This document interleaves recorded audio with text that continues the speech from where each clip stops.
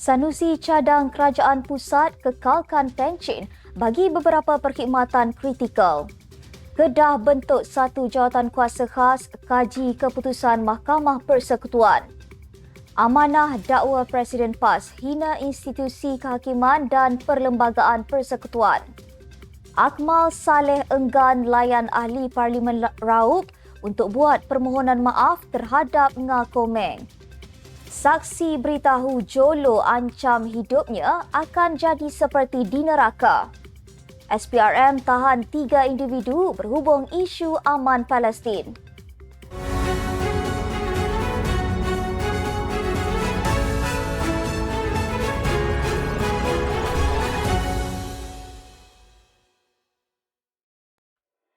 Bismillahirrahmanirrahim. Assalamualaikum warahmatullahi wabarakatuh. Salam Malaysia Madani. Bersama saya Asma Ismail dalam Netstep News edisi pagi 15 Februari 2024 bersamaan 5 Syakban 1445 Hijrah. Sebelum itu jangan lupa untuk subscribe YouTube Netstep TV dan follow Facebook Netstep Malaysia.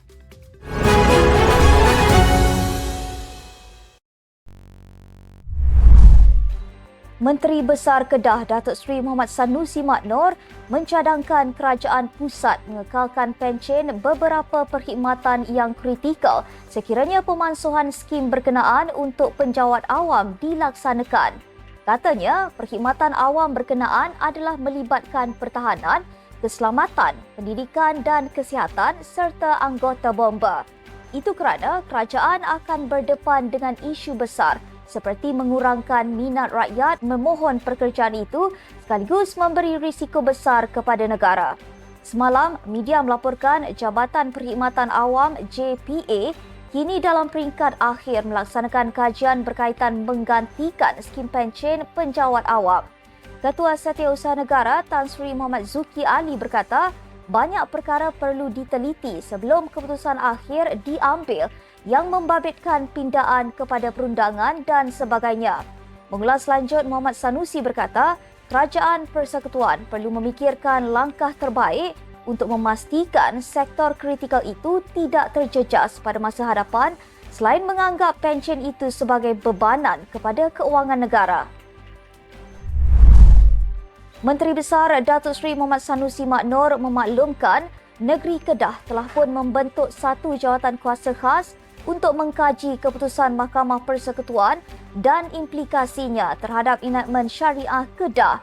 Katanya, jawatan kuasa tersebut akan mengkaji langkah seterusnya yang perlu diambil kerana terdapat 7 peruntukan yang menyerupai peruntukan Kelantan yang diisytiharkan sebagai melanggar perlembagaan. Jawatan kuasa tersebut terdiri daripada penasihat undang-undang negeri, setiausaha kerajaan negeri dan pihak lain yang relevan. Ujar Sanusi, mereka akan melihat apakah langkah yang perlu diambil kerana 7 seksyen di bawah enakmen jenayah syariah negeri serupa dengan Kelantan. Pendakwa raya tidak akan mendakwa menggunakan seksyen berkenaan kerana pihak pembelaan akan menggunakan keputusan Mahkamah Persekutuan dan mencabar kes pendakwa raya. Baru-baru ini, Mahkamah Persekutuan mengisytiharkan 16 peruntukan enakmen jenayah syariah Kelantan terbatal. Presiden PAS Tan Sri Abdul Hadi Awang didakwa menghina institusi kehakiman dan perlembagaan persekutuan. Ketua Pemuda Amanah Hasbi Muda membuat dakwaan itu berdasarkan rencana Abdul Hadi bertajuk Meninggikan Syariat Allah Amanah Besar yang disiarkan laman web rasmi PAS. Katanya, Abdul Hadi sebagai ahli parlimen yang mengangkat sumpah untuk menjunjung perlembagaan, sepatutnya beliau memahami pentingnya menghormati keputusan mahkamah yang berpandukan perlembagaan yang serupa. Tindakan yang sepatutnya diambil adalah melalui proses pindaan perlembagaan, bukannya mengeluarkan kenyataan yang merendahkan martabat institusi kehakiman. Tulisan Hadi disiarkan sewaktu pelbagai pihak memberikan reaksi terhadap keputusan Mahkamah Persekutuan membatalkan 16 peruntukan kesalahan di bawah enakmen Kanun Jenayah Syariah Kurungan 1 Kelantan 2019 baru-baru ini.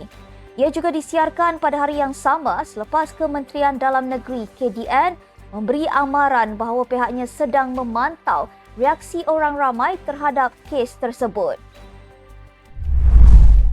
Exco Kerajaan Melaka dan Ahli Dewan Undangan Negeri Adun Merlimau, Dr. Akmal Saleh, enggan melayan permintaan Ahli Parlimen Raub, Chow Yu Hui, yang mahu beliau membuat permohonan maaf terhadap Menteri Pembangunan dan Kerajaan Tempatan, Nga Komeng. Menerusi satu kenyataan, beliau menyifatkan gesaan pemimpin DAP itu tidak akan berlaku. Beliau turut membidas Komeng yang mengeluarkan kenyataan. Namun selepas dikecam, berlagak kononnya menjadi mangsa keadaan.